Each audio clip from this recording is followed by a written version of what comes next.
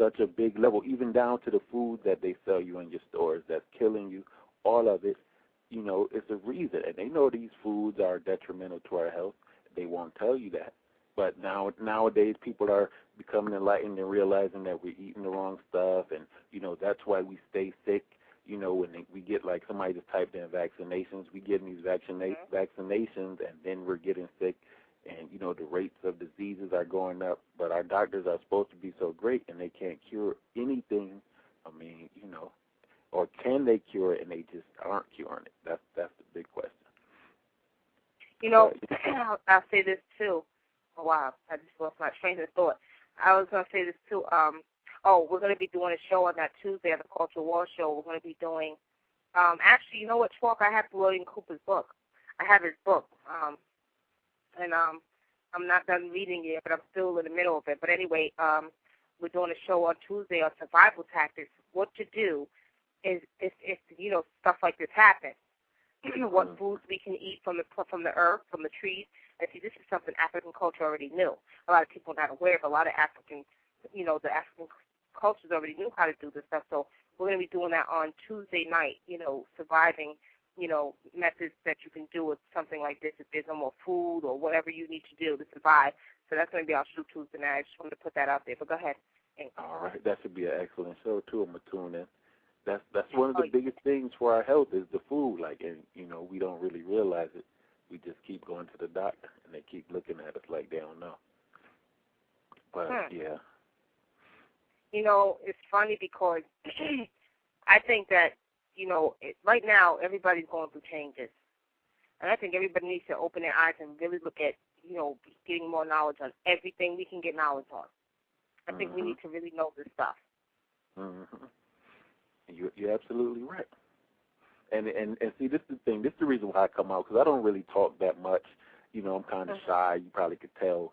But, you know, the thing is, you know, we talk a lot of mess about other groups of people, right?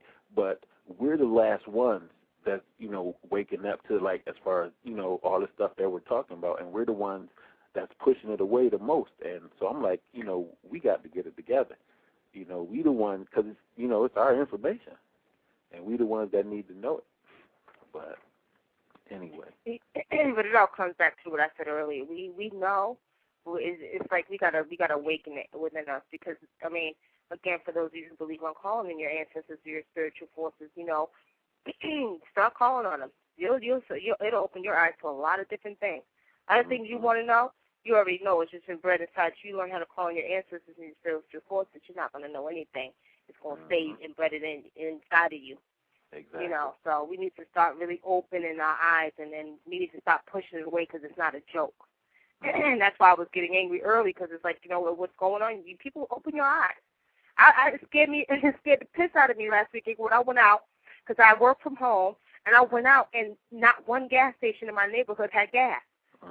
First thing I did is look, what the hell is going on? And that's one of the things I do, is, which is not good, I keep closed in because I do work from home, and I don't watch TV. I'm not a TV watcher. So I don't keep up with the news. I don't keep up with none of that, really. Whatever information I get, I probably get off the internet or being on the computer. But for the most part, I had no idea. And I'm saying, okay, what is going on? And that made me think, okay, we need to really get some stuff together here. You can go into the grocery store and you see the shelves are getting emptier and emptier. And people just thinking, oh, you know, the economy. They're not really putting it all together that these things been happening for years and years, and it's getting worse and worse. They just think, oh, you know, we America, we going to bounce back, you know. Okay. And, you know, I do want to share this. I don't care what nobody says. A couple years ago, I was living in another part of Georgia, and it was about 11 o'clock at night. And I know I seen something that was in the air that was not an airplane, that looked like it was gliding across the sky slowly. And, you know what, people probably say you're crazy, ain't crazy, nothing. And the funniest thing is when I had to just happened to have my video camera with me that evening, because I think we was out filming downtown Atlanta. And I happened to have my video camera with me. As soon as I shot at the object that was in the air, and I'm telling you, it was all lit up, to me it looked like what they would call a UFO. It did not look like an airplane. As soon as I tried to tape it, my camera died. And I don't think it died purposely. I really don't. I think it was done. I think they did it. You know what I'm saying? Hey, I mean, if they're up there, they're obviously functioning on a high frequency of energy, so, it can knock anything out. Or they, you know what I'm saying? Hey. And not to mention, we know everything on this whole Earth entire plane is made up of energy, right? Mm-hmm. So a lot of us are not aware of that. Everything is made up of energy. Mm-hmm. So, I mean, go ahead. No, you go.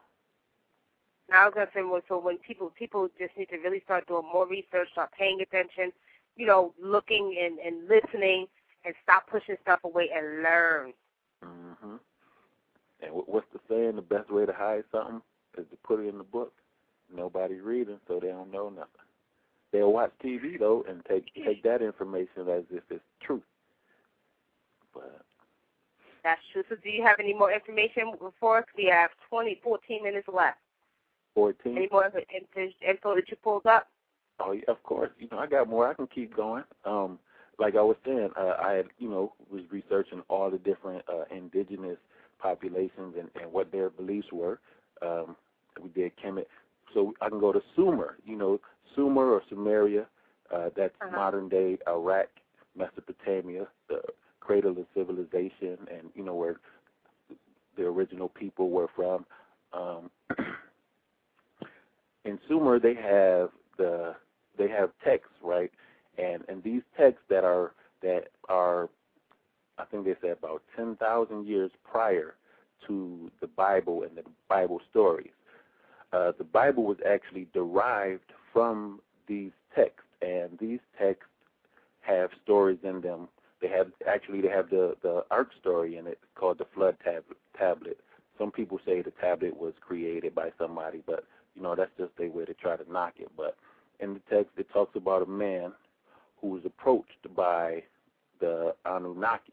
This is what the Sumerians believed created them, these beings called the Anunnaki.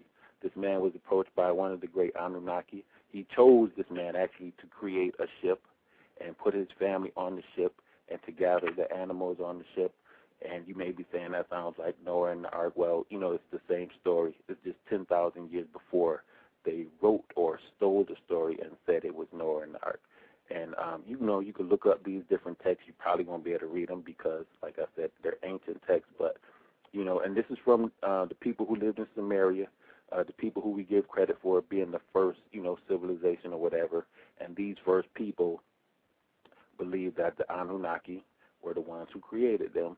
And like I said, a lot of the stories in the Bible come from the Sumerian text.